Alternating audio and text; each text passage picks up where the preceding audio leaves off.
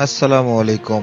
আমাদের চ্যানেলে সবাইকে স্বাগতম। শুরুতেই জানিয়ে দিব আমাদের হাতে থাকা সর্বশেষ সংবাদের শিরোনাম। সিরিয়ার রাজধানীতে ইসরায়েলের বিমান হামলা। বরখাস্ত কর্মীদের সুসংবাদ দিল মার্কিন আদালত। গাজায় নৃশংসতার প্রতিবাদে ইসরায়েলি পুরস্কার প্রত্যাখ্যান করল পাকিস্তানি দম্পতি। যুদ্ধবিরতি না হলে রাশিয়ার উপর নতুন নিষেধাজ্ঞা দেবে G7।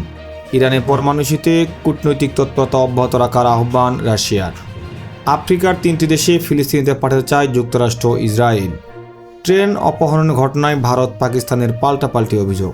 রিচার্ড থ্রিপিটের বাংলাদেশ সফর নিয়ে আনসারির টুইট। কানাডায় পালানো রাষ্ট্রদূতের বিষয়ে সিদ্ধান্ত জানালো সরকার। বাংলাদেশের মানুষ যথেষ্ট ভাগ্যবান, বললেন প্রধান উপদেষ্টা।